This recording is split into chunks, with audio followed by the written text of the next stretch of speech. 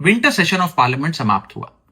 हम एमपीज को संसद में बोलने का जितना टाइम मिलता है, मुझे लगता है वो हमारा टाइम नहीं है, वो आपका टाइम है। पार्लियामेंट चलाने का खर्चा हो या एमपीज की सैलरीज हो, ये तमाम खर्च इंडियन टैक्स पेयर भरता है, देश के मेहनतकश लोगों की कमाई से चलता है। इसीलिए संसद में आवाज भी उनकी उठनी चाहिए, इश्यूज भी उनके उठने चाहिए। ताकत एक एमपी की आवाज में, उसकी पोजीशन या पद में नहीं, असली ताकत है आपकी आवाज में।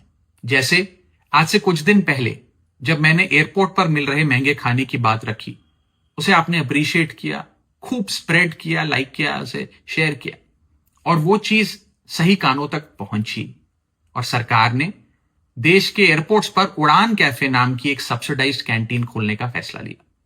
ठीक उसी तरह इस बार भी विंटर सेशन ऑफ पार्लियामेंट में हमने कई इंपॉर्टेंट इश्यूज उठाने की कोशिश करी। मुझे उम्मीद है कि उस पर भी कार्रवाई जरूर होगी।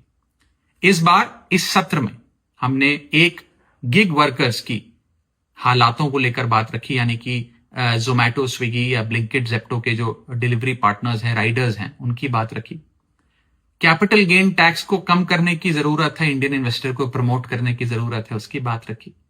जीएसटी की दरों में गिरावट जरूर आई, लेकिन कई प्रोडक्ट के प्राइसेस में उतनी गिरावट नहीं देखी गई, उसकी बात रखी। देश में एक टोकनाइजेशन बिल लाने की जरूरत है, उसकी बात रखी। डिजिटल कंटेंट क्रिएटर्स जो कॉपीराइट स्ट्राइक से परेशान हैं, उनके कंसर्न्स को हाउस में रखा। इंश्योरेंस कंपनीज और प्राइवेट हॉस्पिटल्स कैसे एक पेशेंट को एक्सप्लॉइट करते हैं, उनकी प्रॉब्लम्स को हाउस में रखने की कोशिश करी। इंडिगो क्राइसिस हो, पोल्यूशन हो, ये तमाम इश्यूज इस बार उठाए। मैं जो इश्यूज उठाता हूं वो मैं किसी किताब से पढ़कर नहीं उठाता, आपको देखकर, आपको सुनकर, आपसे सीखकर उठाता हूं।